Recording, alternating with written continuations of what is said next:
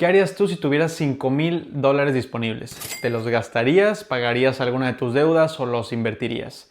Existen muchas opciones, incluso en el tema de la inversión también existen varias alternativas. Puedes invertir en negocios, invertir en bienes raíces o invertir en uno mismo en temas de educación. Y quiero hacer este video para compartirles qué haría yo si tuviera $5,000 disponibles para invertir aquí en Canadá. Obviamente todo depende de tu aversión al riesgo y de tu perfil que tengas de inversionista y de otros 3 factores que voy a explicar más adelante. Así que si tú llevas queriendo empezar a invertir desde hace tiempo y tienes un dinero ahí guardado, lo más probable es que esté perdiendo valor y este video te puede ayudar a empezar a diseñar un buen portafolio que te haga sentido.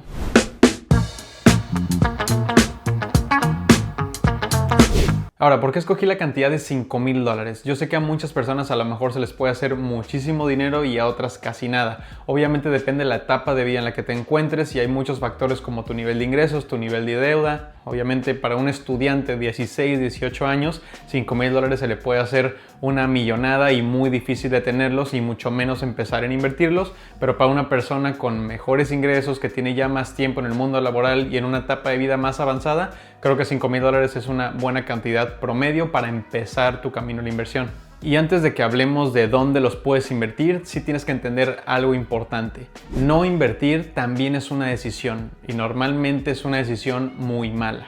Te explico por qué. En el mundo de las inversiones existe un concepto importante que se llama inflación. Para los que no saben, es básicamente cómo va subiendo el costo de vida y el costo de las cosas en general, y esto aplica en todo el mundo. Aquí en Canadá o en Estados Unidos el promedio puede ser entre 2 o 3% anual. ¿Y cómo afectaría esto en la práctica? Si tú tienes tus $5,000 en una cuenta de ahorro con tu banco que te da el 1%, esos $5,000 hoy en 10 años van a valer mucho menos porque la inflación va mucho más alta que el rendimiento que te ofrece tu banco. Ahora, lo que nosotros hacemos en el tema de las inversiones es obviamente tratar de vencer a la inflación como mínimo y tener mejores rendimientos para que obviamente nuestro dinero haya crecido y estemos más cerca de generar un patrimonio mucho más fuerte y significativo. Y nos tenemos que quitar esta mentalidad de que invertir no es para volvernos ricos más rápido, sino es para protegernos y no volvernos más pobres con el tiempo. Nomás una rápida antes de que empecemos a ver las diferentes opciones y los diferentes portafolios para invertir estos $5,000. Creo que existe un checklist de 3 pasos que debes de tener o debes de entender antes de empezar a ver tus opciones. Primero, debes asegurarte que no tienes deudas con intereses altos. Intereses altos me refiero a las de tarjetas de crédito, que el interés promedio es entre el 20 y el 22%, no importa la tarjeta que tengas. Si tienes $5,000, antes de empezar a invertirlos deberías de liquidar tu deuda o ayudarte a liquidarla, porque el interés que te está cobrando la tarjeta de crédito va a ser mucho más alto de lo que pudieras generar en inversión y debes priorizar eliminar esa deuda primero. Otra de las cosas que debes de tener es preferiblemente tener un fondo de emergencia lleno. En un video pasado ya expliqué la importancia de tener un fondo de emergencia y para qué sirve, para que lo vayan a ver, pero los expertos recomiendan tener entre 3 a 6 meses de tus costos fijos cubiertos en una cuenta de ahorro. Esto nos va a ayudar por si perdemos nuestra capacidad de generar ingresos o si tenemos algún problema de salud o necesitamos acceso al dinero rápido porque nos surgió una emergencia. Y la tercera cosa que debes de entender también antes de empezar a invertir es cómo funcionan las cuentas registradas. Porque si tú empiezas a invertir tus $5,000 en un producto como un GIC, en una cuenta no registrada, a pesar de que el interés que tengas va a ser un poco más que la inflación, te van a cobrar impuestos de eso. Y si estás en un nivel de taxes o nivel de ingresos alto, los intereses te pueden reducir muchísimo los rendimientos que tengas. Así que es importante que estos $5,000 sean invertidos en cuentas registradas. Y ahora sí, vámonos a lo importante del video. Vamos a ver los 2 escenarios en los que podría invertir $5,000. Y el primero vámoslo viendo de una perspectiva de alguien joven, a lo mejor 30 años o menor, que tiene un horizonte de tiempo de inversión de 30 años también, o sea que lo va a retirar hasta los 60, lo que significa que puede tomar más riesgo, su aversión al riesgo es mucho más baja. ¿Por qué? Porque su mayor ventaja es el tiempo. A esta persona no le importaría que su portafolio sube y baje y que tenga esta volatilidad un poco más agresiva en el tiempo, porque sabemos que en el largo plazo históricamente se ha demostrado que un buen asset allocation, que vamos a ver más adelante, te puede dar rendimientos positivos. Y ahora, ¿cómo distribuiría este portafolio? La estrategia de inversión en este portafolio sería enfocado en empresas de crecimiento. Y para no complicarnos la vida y tener que escoger las empresas individualmente, ustedes saben que yo invierto en ETFs diversificados Y justamente vamos a empezar a armar el portafolio. El 80% lo invertiría en un ETF All-in-One como XQT, ya que me cubre mercados internacionales, mercados desarrollados, mercados emergentes, los índices del Nasdaq, del Standard & Poor's 500, todas las industrias con un solo símbolo. Así que me despreocupo de tener que estar escogiendo empresas manualmente o incluso ETFs más pequeños de manera individual, sino que escojo este símbolo que me cubre todo esto y yo controlo el porcentaje que le doy a mi portafolio.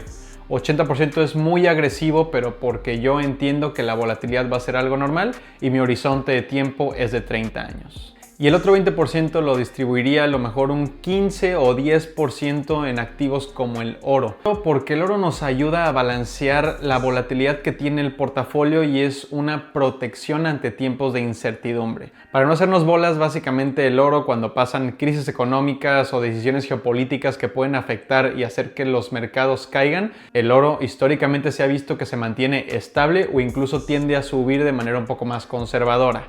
Perfecto, y el otro 10 o incluso el 5% sí lo invertiría en Bitcoin, sí y solo si tú entiendes acerca de criptomonedas y crees en el futuro que tiene Bitcoin o otra criptomoneda a la que estés siguiendo.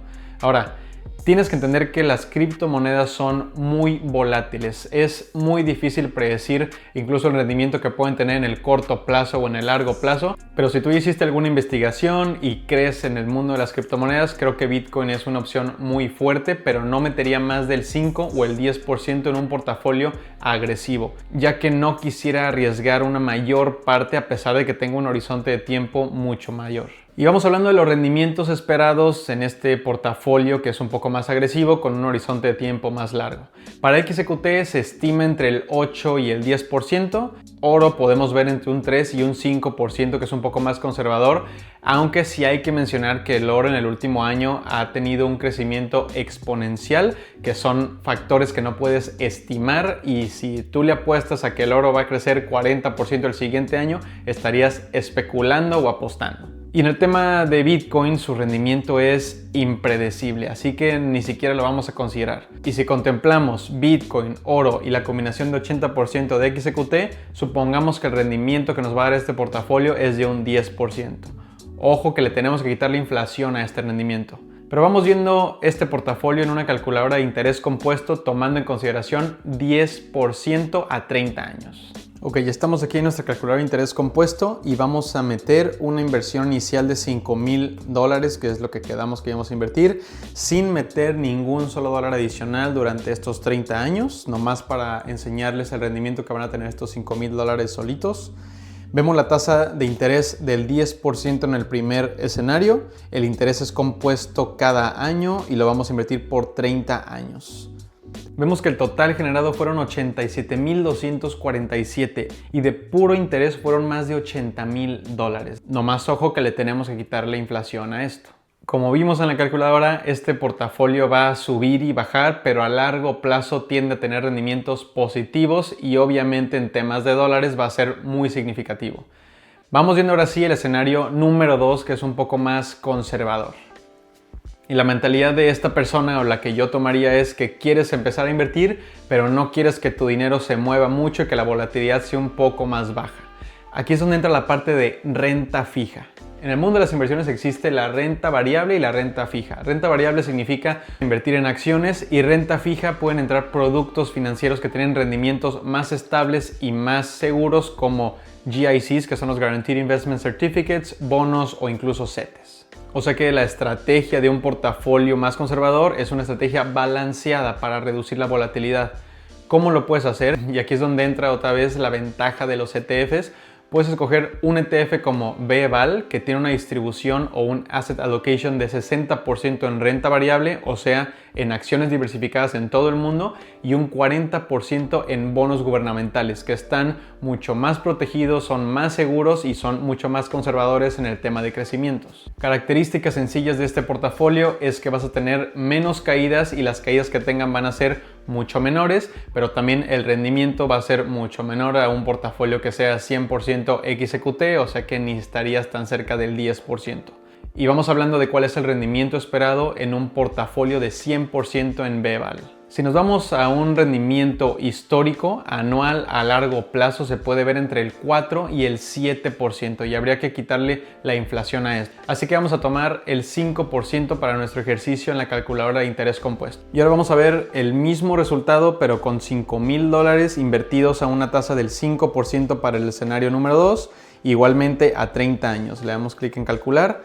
$21,600. De puro interés fueron $16,600. Obviamente el rendimiento contra el escenario número 1 es mucho menor, pero aún así sigue siendo una gran cantidad de dinero para no haber invertido nada más y tener un portafolio con un crecimiento mucho más estable. Pero les quiero enseñar también qué pasa si decides no invertir y dejar tu dinero en una cuenta de banco que nomás te dé el 1%, usando la misma calculadora de interés compuesto. Ojo aquí que la mayoría de los bancos nos ofrecen interés simple y no compuesto. Si no sabes qué es el interés compuesto, déjame en los comentarios y con gusto puedo hacer un video para explicarles este concepto, que es una de las maravillas del mundo, como se le conoce en el mundo financiero. Y por último vamos a ver el mismo monto de $5,000 a una tasa de interés del 1%, que es lo que nos puede dar una cuenta de savings en el banco. A los mismos 30 años le damos clic en calcular. $6,739 y esto es usando interés compuesto. Hasta risa me da ver este número porque $6,700 a 30 años de haber invertido $5,000, la verdad no es un número representativo para nada y esto es simplemente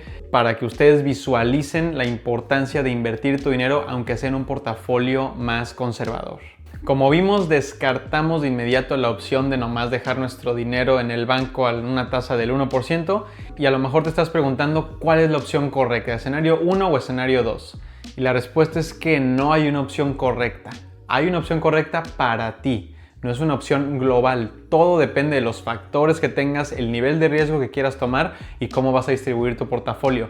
Estas son las opciones que yo haría si yo tuviera los $5,000 y tuviera estos dos escenarios.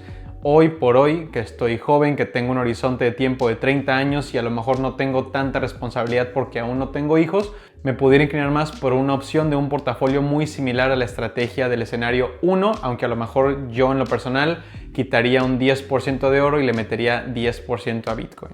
Repito, esta no es una recomendación de inversión, es simplemente compartir información financiera, pero tú eres el encargado de tomar tus propias decisiones con tu dinero, pero espero que después de ver estos rendimientos les sirva para educarse más y tomar mejores decisiones. Ahora, sí quiero decirles que estos primeros $5,000 no se trata de hacerlo perfecto y escoger el mejor portafolio, sino que se trata de empezar. Una vez que empiezas a invertir, el interés compuesto empieza a hacer su magia y con el paso de los años vas a ir viendo frutos de manera mucho más constante y más significativa. Déjame en los comentarios si tienes alguna duda o qué portafolio escogerías dependiendo de tu situación. Dale like al video, suscríbete a mi canal y nos vemos la siguiente semana con otro video financiero. Adiós.